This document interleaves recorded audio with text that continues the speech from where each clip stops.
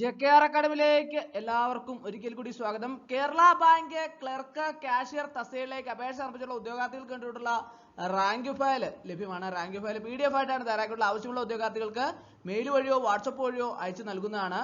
അതോടൊപ്പം തന്നെ ക്ലാസ്സുകളെല്ലാം തന്നെ നിങ്ങൾക്ക് ഈ ചാനലിലൂടെ ലഭ്യമാണ്. ക്ലാസ്സുകളെല്ലാം തന്നെ പ്ലേലിസ്റ്റ് അപ്ഡേറ്റ് ചെയ്യുന്നുണ്ട്. പുതുതായിട്ട് ജോയിൻ ചെയ്യുന്ന ഉദ്യോഗാർത്ഥികളെ സംബന്ധിച്ചിടത്തോളം പ്ലേലിസ്റ്റ് ക്ലിക്ക് ചെയ്താൽ നിങ്ങൾക്ക് ക്ലാസ്സുകളെല്ലാം തന്നെ ലഭ്യമാവുന്നതാണ്. ഇന്ന് നമുക്ക് 2024 നടന്ന പരീക്ഷയുടെ പ്രീവിയസ് ക്വസ്റ്റ്യൻ പേപ്പർ ആണ് ഇന്ന് നമ്മൾ ഡിസ്കസ് ചെയ്യാൻ പോകുന്നത്. നമുക്ക് ക്ലാസ്സിലേക്ക് കിടക്കാം. ആദ്യത്തെ ക്വസ്റ്റ്യൻ നോക്കാം.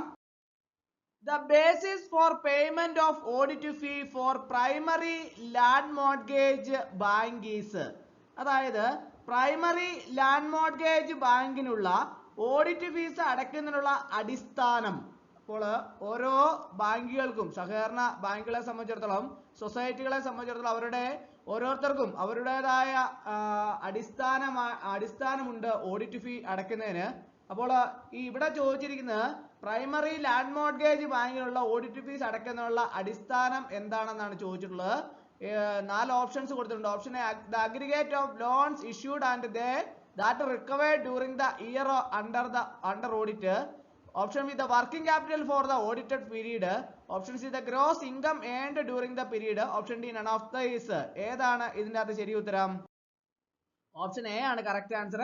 The aggregate of loans issued and that recovered during the year under audit. അതായത് ഓഡിറ്റിന് കീഴിലുള്ള വർഷത്തില് ഇഷ്യൂ ചെയ്തതും തിരിച്ചെടുത്തതുമായ വായ്പകളുടെ ആകെ തുക. അടുത്ത question. Before registering the amendments of bylaw of an apex society, the registrar should consult.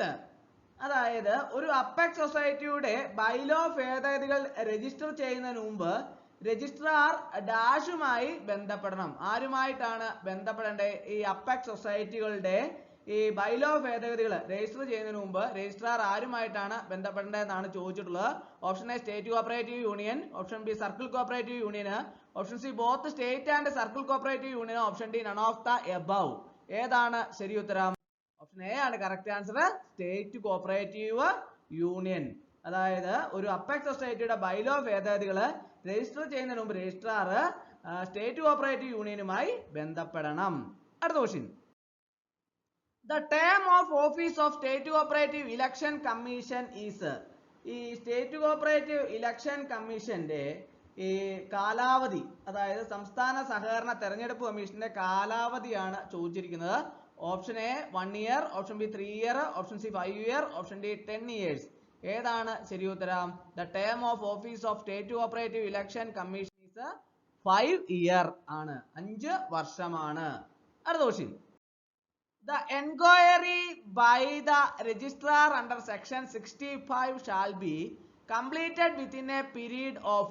The enquiry by the registrar under section 65 shall be completed within a period of.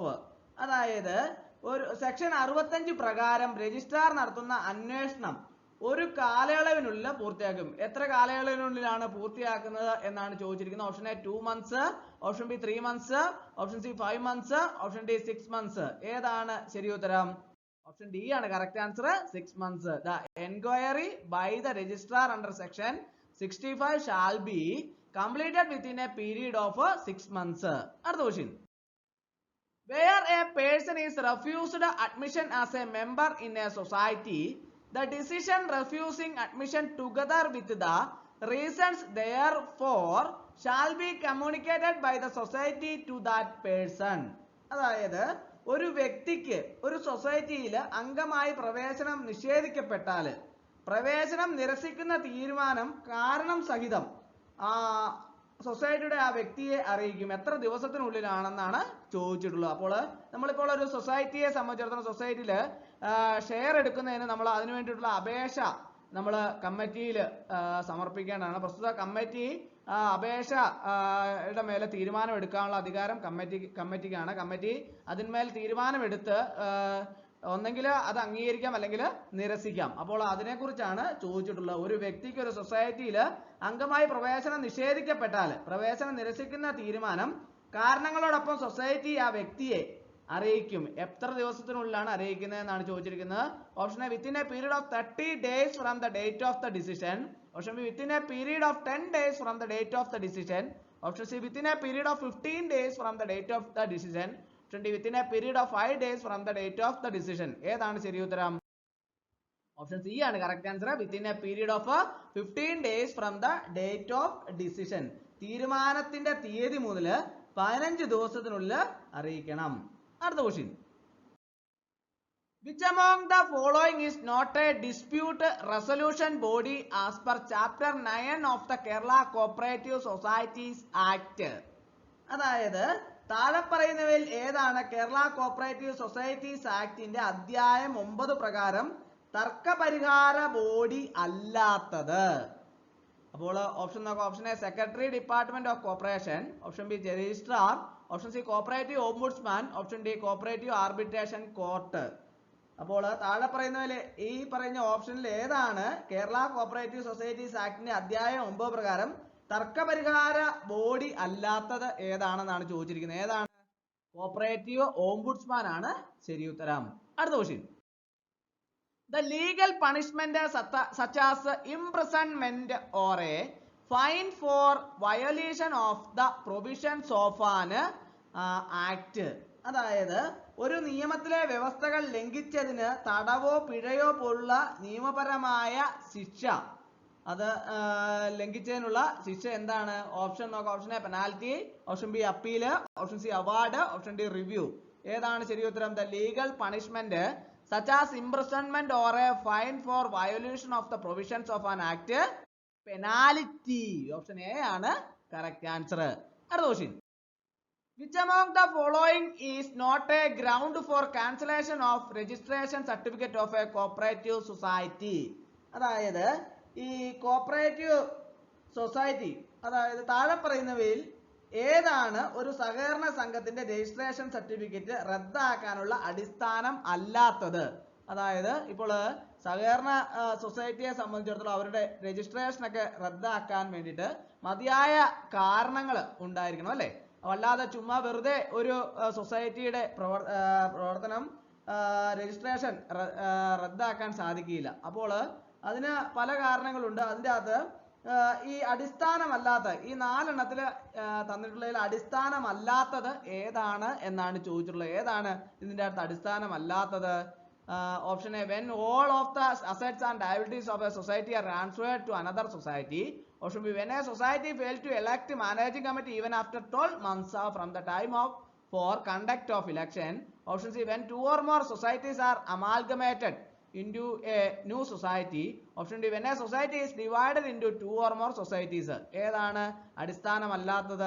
Option B ആണല്ലേ അടിസ്ഥാനമല്ലാത്തത്. when a society fail to elect managing committee even after 12 months from the time for conduct of election. തെരഞ്ഞെടുപ്പ് നടത്തി 12 മാസം കഴിഞ്ഞിട്ടും ഒരു society managing കമ്മിറ്റിയെ തെരഞ്ഞെടുത്തതിൽ പരാജയപ്പെടുമ്പോൾ അതാണ് അടിസ്ഥാനമല്ലാത്തത്. അടുത്ത question. After the affairs of the society has been wound up, the liquidator has to keep all the books and records in his office for dash. അതായത് സൊസൈറ്റിയുടെ കാര്യങ്ങൾ അവസാനിപ്പിച്ച ശേഷം ലിക്വിഡേറ്റർ എല്ലാ പുസ്തകങ്ങളും രേഖകളും ഡാഷ് വർഷത്തേക്ക് ഓഫീസിൽ സൂക്ഷിക്കണം. അപ്പോൾ ഒരു സൊസൈറ്റിയെ സംബന്ധിച്ചിടത്തോളം ഒരു സൊസൈറ്റി വൗണ്ട് അപ്പ് ചെയ്യുന്ന അവസരത്തിൽ ലിക്വിഡേറ്റർ തന്റെ ആ പ്രവർത്തനങ്ങളൊക്കെ പൂർത്തിയാക്കിയതിനു ശേഷം അതിന്റെ രേഖകളും കാര്യങ്ങളൊക്കെ ഓഫീസിൽ സൂക്ഷിക്കേണ്ടതുണ്ട്. അപ്പോൾ അതിന് എത്ര വർഷത്തേക്കാണ് ഓഫീസിൽ സൂക്ഷിക്കേണ്ടത് എന്നാണ് ചോദിച്ചിട്ടുള്ളത്. Option A 2 years, option B 3 years, option C 5 years, option D 7 years. ഏതാണ് ശരി ഉത്തരം? ഓപ്ഷൻ ബി ആണ് കറക്റ്റ് ആൻസർ, 3 years. അടുത്ത question. The term of office of the cooperative ombudsman shall be. അതായത് സഹകരണ ഓംബുഡ്സ്മാന്റെ കാലാവധി ഡാഷ് ആയിരിക്കും. എത്ര വർഷമാണ് സഹകരണ ഓംബുഡ്സ്മാന്റെ കാലാവധി? Option A 2 years, option B 3 years, option C 5 years, option D 4 years. ഏതാണ് ശരി ഉത്തരം? 3 years ആണല്ലേ. The term of office of the cooperative ombudsman shall be 3 years. അടുത്ത question. What type of order may a tribunal issue to prevent the obstruction of justice pending the decision of an appeal or revision? അതായത് ഒരു അപ്പീലിന്റെയോ പുനരവലോകനത്തിന്റെയോ തീരുമാനം തീർപ്പാക്കാതെ നീതിയുടെ തടസ്സം തടയാൻ ഒരു tribunal ഏത് തരത്തിലുള്ള ഉത്തരവാണ് പുറപ്പെടുവിച്ചിരിക്കുന്നത് എന്നാണ് ചോദിച്ചിരിക്കുന്നത്. അതായത് ഒരു അപ്പീലിന്റെയോ പുനരവലോകനത്തിന്റെയോ തീരുമാനം തീർപ്പാക്കാതെ നീതിയുടെ തടസ്സം തടയാൻ ഒരു ട്രൈബ്യൂണൽ ഏത് തരത്തിലുള്ള ഉത്തരവാണ് പുറപ്പെടുവിച്ചിരിക്കുന്നത്? Option A final order, option B interlocutory order, option C preliminary order, option D advisory order. ഏതാണ് ശരി ഉത്തരം? ഓപ്ഷൻ ബി ആണ് കറക്റ്റ് ആൻസർ, ഇന്റർലോക്യൂട്ടറി ഓർഡർ. അടുത്ത question. The legal closure of the activities of the cooperative society is known as. അതായത് cooperative സൊസൈറ്റിയുടെ പ്രവർത്തനങ്ങൾ നിയമപരമായി അടച്ചുപൂട്ടുന്നത് dash എന്നാണ് അറിയപ്പെടുന്നത്. അതെല്ലാവർക്കും അറിയാവുന്ന ഒരു ചോദ്യമാണ് അല്ലേ. The legal closure of the activities of the cooperative society is known as winding up. അല്ലെ, winding up. ഓപ്ഷൻ എ ആണ് കറക്റ്റ് ആൻസർ. അടുത്ത question. A liquidator is appointed by. ഒരു ലിക്വിഡേറ്ററെ നിയമിക്കുന്നു. ആരാണ്? A liquidator is appointed by government ആണോ, അതോ board of directors ആണോ, അതോ രജിസ്ട്രാർ ആണോ, അതോ മെമ്പേഴ്സ് ആണോ? ആരാണ്? A liquidator is appointed by registrar ആണ് അല്ലെ. A liquidator is appointed by registrar. അടുത്ത question. The liquidator shall complete the winding up proceedings within a period of dash years from the date of his appointment. അതായത് ഒരു liquidator തന്റെ നിയമന തീയതി മുതൽ dash വർഷത്തിനുള്ളിൽ നടപടികൾ പൂർത്തിയാക്കും. എത്ര വർഷത്തിനുള്ളിലാണ് നടപടി പൂർത്തിയാക്കുന്നത്? 3 years ആണ് അല്ലെ. The liquidator shall complete the winding up proceedings within a period of 3 years from the date of his appointment. അടുത്ത question. Filing a petition or representation by the aggrieved before a higher authority against the order of an authority at the lower level is called. അതായത് താഴെത്തട്ടിലുള്ള ഒരു അതോറിറ്റിയുടെ ഉത്തരവിനെതിരെ ഒരു ഉയർന്ന അധികാരിയുടെ മുമ്പാകെ പരാതിയോ പ്രാതിനിധ്യമോ file ചെയ്യുന്നതിനെ dash എന്ന് വിളിക്കുന്നു. എന്താണ് വിളിക്കുന്നത്? Option A order, option B revision, option C appeal, option D review. ഏതാണ് ശരി ഉത്തരം? ഓപ്ഷൻ സി ആണ് കറക്റ്റ് ആൻസർ, അപ്പീൽ. അടുത്ത question. Match the items list 1 with those of list 2. അപ്പോൾ ലിസ്റ്റ് 1ലുള്ള ലിസ്റ്റ് 2 ആയിട്ട് മാച്ച് ചെയ്യാനാണ് പറഞ്ഞിരിക്കുന്നത്. ലിസ്റ്റ് 1ൽ ഒന്നാമത്തെ നോക്കാം, പ്രൈമറി അഗ്രികൾച്ചർ ക്രെഡിറ്റ് സൊസൈറ്റി. അത് ലിസ്റ്റ് 2ൽ ഏതുമായിട്ടാണ് ചേരുന്നത്? നമുക്ക് നോക്കാം. ഏതുമായിട്ടാണ് ചേരുന്നത്? രണ്ടാമത്തെയാണ് അല്ലെ, central bank for cooperative credit institution. Central bank for cooperative credit institution. രണ്ടാമത്തെ ഏതാണ്? National bank for agriculture and rural development. അതിന് ചേരുന്ന ഏതാണ്? Apex financing institution for agricultural cooperatives. അടുത്ത് കേരള സ്റ്റേറ്റ് കോപ്പറേറ്റീവ് ബാങ്ക്. അതിന് ചേരുന്ന ഏതാണ്? State apex cooperative bank. അടുത്ത് Kerala state cooperative agriculture and rural development bank. അതിന് ചേരുന്ന ആരാണ്? ഏതാണ് ലിസ്റ്റ് 2ൽ? Apex body of primary cooperative agriculture and rural development banks. അപ്പോൾ ഓപ്ഷൻ സി ആണ് കറക്റ്റ് ആൻസർ. ഒന്നാമത്തേത് ലിസ്റ്റ് 2ൽ രണ്ടാമത്തേതാണ്, ലിസ്റ്റ് 1ലെ രണ്ടാമത്തേത് ലിസ്റ്റ് 1ൽ ഒന്നാമത്തേതാണ്, ലിസ്റ്റ് 1ലെ മൂന്നാമത്തേത് ലിസ്റ്റ് 2ൽ നാലാമത്തേതാണ്, ലിസ്റ്റ് 1ലെ നാലാമത്തെ ലിസ്റ്റ് 2ൽ മൂന്നാമത്തേതാണ്. അപ്പോൾ ഓപ്ഷൻ സി ആണ് കറക്റ്റ് ആൻസർ. അടുത്ത question. State the correct answer from the following statements regarding Kerala State Cooperative Consumers Federation Limited. അതായത് Kerala state cooperative consumers federation ലിമിറ്റഡിനെ സംബന്ധിച്ച് ഇനി പറയുന്ന പ്രസ്താവനകളിൽ നിന്ന് ശരിയായ ഉത്തരം കണ്ടുപിടിക്കാനാണ് പറയുന്നത്. 3 സ്റ്റേറ്റ്മെന്റുകൾ താഴെ കൊടുത്തിട്ടുണ്ട് അല്ലേ. അതിൻ്റെ അകത്ത് ഈ Kerala state cooperative consumer federation ലിമിറ്റഡിനെ സംബന്ധിച്ച് ശരിയായത് ഏതാണെന്ന് പറയാനാണ് പറഞ്ഞിരിക്കുന്നത്. 3 എണ്ണവും ശരിയാണോ അതല്ലെങ്കിൽ ഒന്നാണോ ശരി? ഏതാണ് ശരി? All are correct, option B 1 and 2 are correct, option C 1 and 3 are correct, option D 2 and 3 are correct. ഏതാണ് ശരി ഉത്തരം? ഓപ്ഷൻ സി ആണ് correct answer, 1 and 3 are correct. Apex body of the consumer cooperatives in the state of Kerala. അതായത് കേരള സംസ്ഥാനത്ത് ഉപഭോക്തൃ സഹകരണ സംഘങ്ങളുടെ apex body. അടുത്ത ഏതാണ്? Primary object is to distribute consumer goods and medicines to the public at affordable prices and protect their buying rights from exploitation.